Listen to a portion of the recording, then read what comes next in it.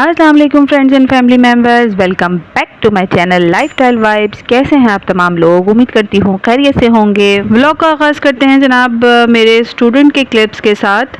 ये बच्चे मेरे पास सिपारा पढ़ने के लिए आते हैं और इसका ये क्लिप बना के मुझे इनके पेरेंट्स को सेंड करना था, तो मैंने सोचा व्हाई नॉट अपनी यूट्यूब फैमिली से भी शेयर किया जाए। आज का व्लॉग बहुत ही ज़बरदस्त और बहुत ही मज़ेदार सा होने वाला है, क्योंकि इसमें एक है स्पेशल मोमेंट जो कि मेरे लिए बहुत ही कमाल का लम्हा था। क्योंकि जब आप ज़िंदगी में इतने सारे हडल्स को क्रॉस कर रहे होते हैं, ऐसे में जब आपको इस तरह का सरप्राइज़ मिलता है तो ज़िंदगी में वाकई आपको सुख का सांस आने लगता है। ज़िंदगी में यार बहुत बड़ी बड़ी खुशियों को हासिल करने के लिए हम इन छोटे लम्हात को बिल्कुल भूल जाते हैं। उन्हीं में से ये एक लम्हा जो था वो शाम का टाइम था और हम एक फैमिली प्रोग्राम अटेंड करके वापस अपने घर की तरफ आ रहे थे।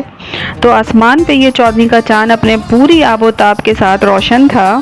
और ये जो लोकेशन है ये है कारसाज के फ़ौरन बाद जब आप शारा फैसल से राइट हैंड साइड पर टर्न करते हैं तो जहाँ पे पीएफ म्यूज़ियम बना हुआ है बहरिया का, ये वहाँ की लोकेशन है। अब इस वक्त इसका नाम मेरे बिल्कुल जहन में नहीं आ रहा। अगर आप में से किसी को पता है तो प्लीज़ मुझे कमेंट सेक्शन में बताइएगा। अच्छा, तो खैर इस रोड पर काफ़ी लाइटिंग हुई हुई थी, लेकिन उसके बावजूद चाँद ने अपनी रोशनी से इस रात को हसीन बनाया हुआ था। और मुझ जैसी नेचर लवर लड़की के लिए ये लम्हा किसी स्पेशल मोमेंट से कम नहीं था। और इसके साथ ही आजकल आपको ज़्यादातर मेरे व्लॉग्स में ट्रैवलिंग ही नज़र आएगी। जो मेरे पुराने सब्सक्राइबर हैं और मेरे व्यूवर्स हैं उन्हें आइडिया होगा कि मेरी रियल लाइफ में क्या तमाम चीज़ें चल रही हैं, वो मैं आप तमाम सब्सक्राइबर से साथ ही साथ अपने व्लॉग्स में शेयर करती आई हूँ। और फाइनली मेरी ज़िंदगी में वो लम्हा आया जिसका मुझे शिद्दत से इंतज़ार था। मेरी बेस्ट फ्रेंड ने मुझे अचानक आके सरप्राइज़ दिया। इसकी शादी अभी 2 महीने पहले हुई है और ये आउट ऑफ सिटी चली गई है। इसकी शादी के व्लॉग्स भी मैंने आप लोगों से शेयर किए थे, जिसको आप तमाम लोगों ने बहुत बहुत पसंद किया था।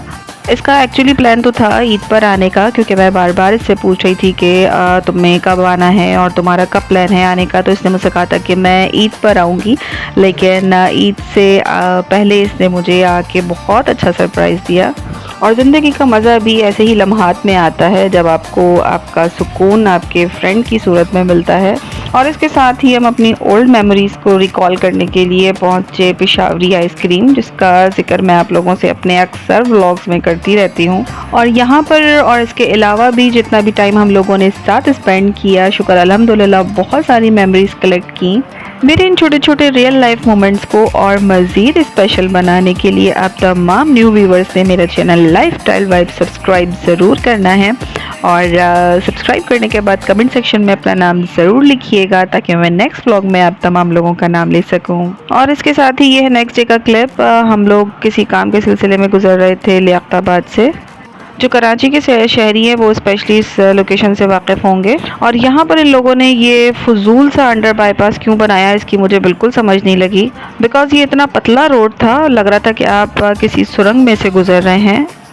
और इस अंडर बाईपास को अगर ट्रैफिक का फ़्लो कम करने के लिए बनाया गया था, तो स्पेशली रमज़ानों में या रमज़ानों के अलावा भी जब लियाकताबाद वाले रोड पे ट्रैफिक का फ़्लो ज़्यादा होता है तो सबसे पहले इस अंडर बाईपास को बंद कर देते हैं।